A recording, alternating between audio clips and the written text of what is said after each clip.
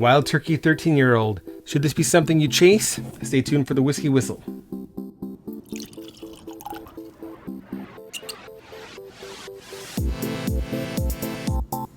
Howdy, my whiskey people. Mark here from Whiskey Whistle on YouTube, sharing a little whiskey awesomeness from Winnipeg, Winterpeg, the center of North America.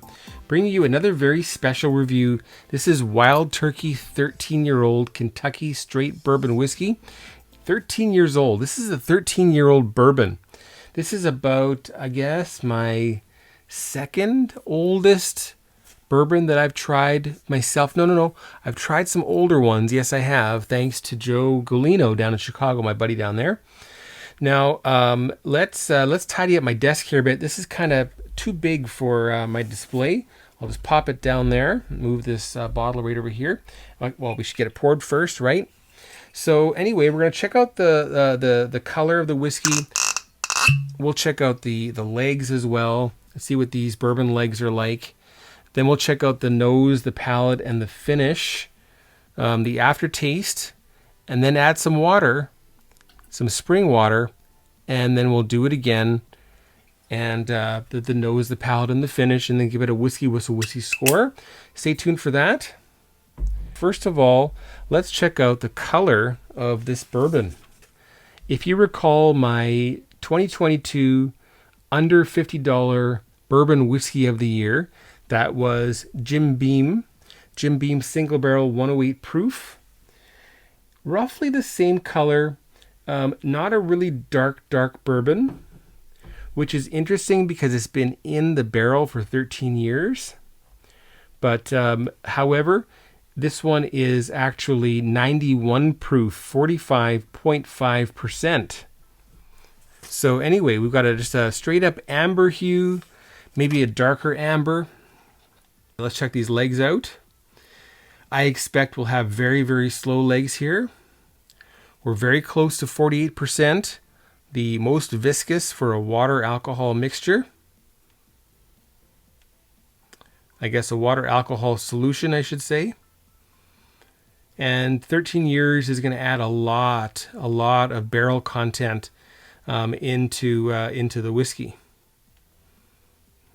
Okay, so the legs, let's see what they're like. Really thick. The first legs were fairly quick, but look how thick they are. And the secondary legs are basically following down the same path because of how heavy that is. And yeah, it's really thick looking. And we see some again, the legs are just going right down the same path as before. That's pretty cool. So I'm expecting we will have a really thick, rich mouthfeel here. Let's see if I'm right. We'll get into the nosing now. And before I do that, don't forget to subscribe to Whiskey Whistle. That's right over here. Click the little emblem. And then also hit the bell, ding ding, so you're notified of future Whiskey Whistles. And if you're enjoying Whiskey Whistle and the content that I'm putting out for you, then why not support the channel and become a patron on Patreon. Patreon.com/Whiskey Whistle. Check me out there. You'll get your name in the credits at the end of each video. You'll also get advanced viewing of future Whiskey Whistles. And you can also get a Whiskey Whistle Glencairn glass beyond a certain threshold of support. So check me out, all right? The nose.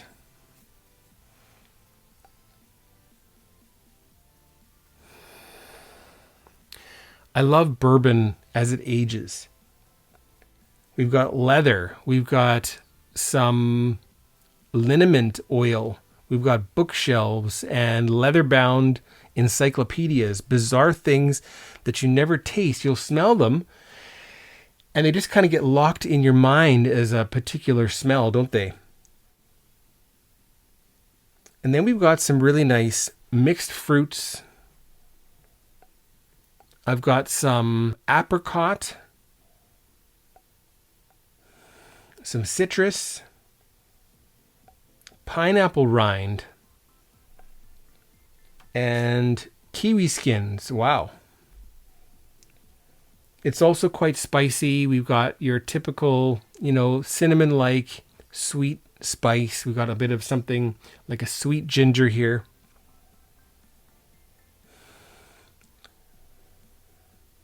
There is a lemon varnish note as well. Really, really interesting. And when I'm smelling this,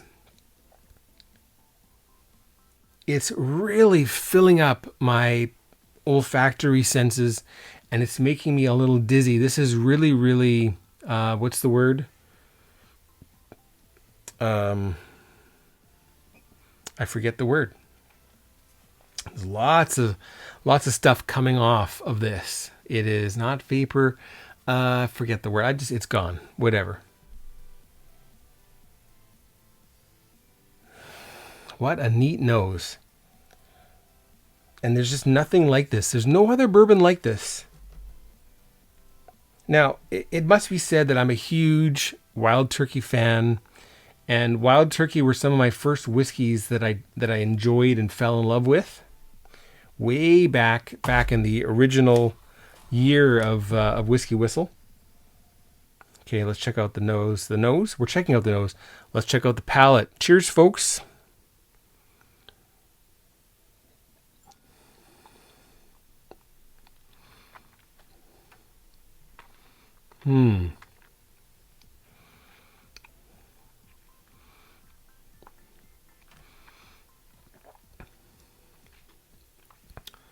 Nice and chewy. Not quite as thick as I was hoping, but definitely mouth coating. Definitely juicy. Now my palate's acclimatized to this Wild Turkey. Let's get back in there.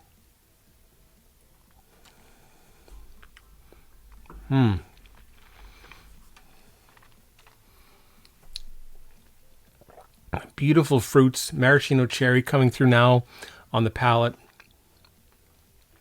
We've got the apricots. They're canned apricots now, tinned apricots.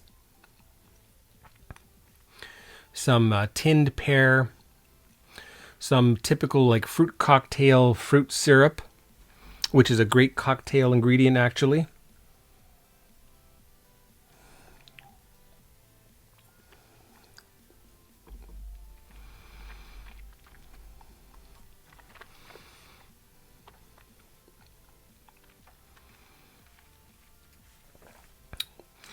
Cinnamon raisin muffin that's iced with like a sweet butter icing.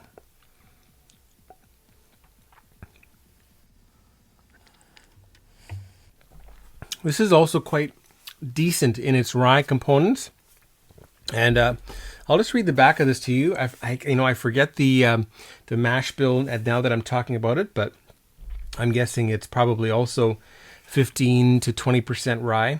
Not much here to say. The special release bourbon has been carefully selected from the distiller's favorite reserves, barreled at lower proof and slowly matured in the fabled Wild Turkey warehouses where cooler temperatures, higher elevation, and greater air circulation combine to create a bourbon of exceptional quality. So that's interesting. This was barreled at lower proof. So it might have been barreled at 50%, 55%. That's quite low. And that would explain its 45.5% alcohol, right? 45.5, 91 proof. By the way, I picked this up in South Korea last summer. Last summer? Yeah, I think it was last summer. No, was it? Yeah, last summer. And it was 120,000 won, about $110 American, quite expensive. Apparently, though, if you're to buy this on the secondary market, you're going to be paying a lot more than that. So I did pretty well. I'm guessing in Japan, this will probably be much, much, much less, because it's just crazy how inexpensive good bourbons are there.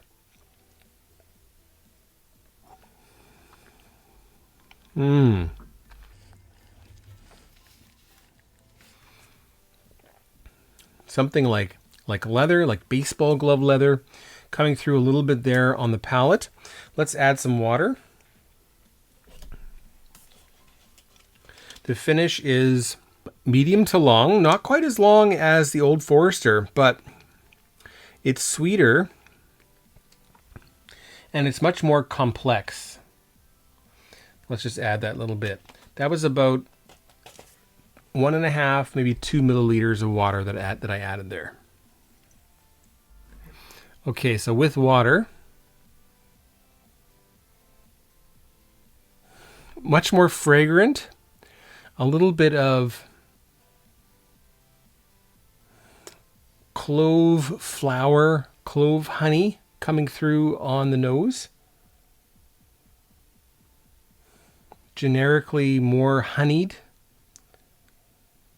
We still have spice. We still have a nice wall of fruit there. This is a very fruity bourbon. Fruity, fresh, slightly floral, and fun.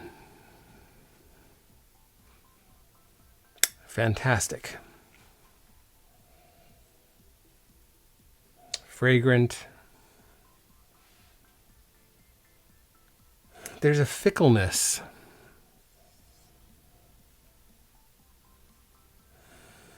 But it's a very fetching bourbon. All right, back into the palate. Cheers again. A little bit of strawberry coming through. And I often find strawberries in wild turkey, and that's really neat. Tasting this with water reminds me quite a lot of the Wild Turkey 101 with water. And I'm adding just a little bit more because I believe, according to my experience with wild turkey, that it can take that little extra bit of water.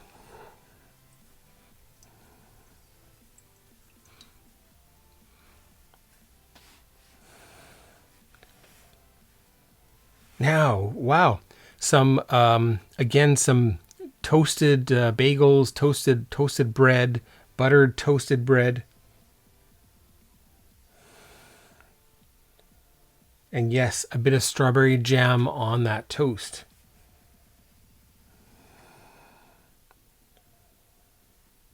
The leather, the liniment, the polish, this is all kind of taking a back seat here.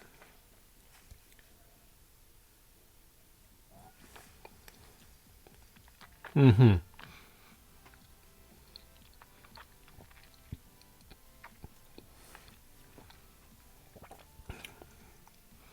I added just that little bit of water at first, the mouthfeel was a little bit chalky. But adding even a little bit more, according to my memory, it has smoothened out again.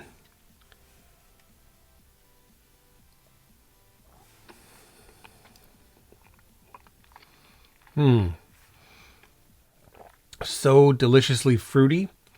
Probably the fruitiest bourbon that I've ever had. Fruit on the finish. A little bit of tannic dryness, but medium dry. It's a nice dry.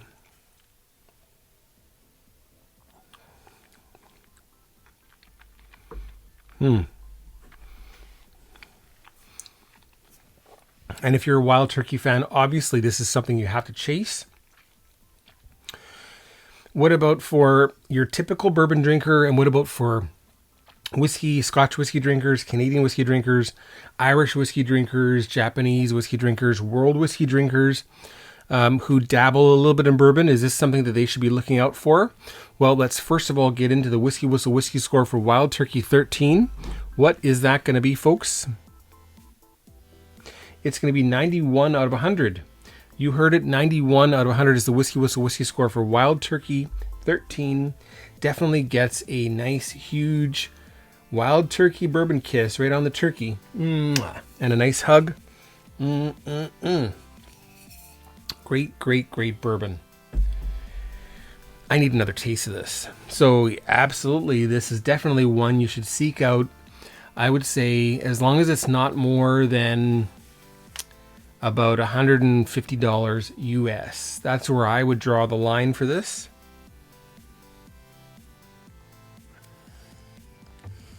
And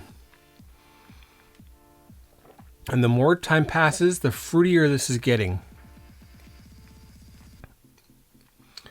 Really, really quite delicious. So anyway, 91 points. Fantastic stuff. And if you've tried this and you got a bottle and you cracked it open, you followed along with me today, maybe share your tasting notes, share your thoughts. Is this something that you would like to replace? Are you one and done with this?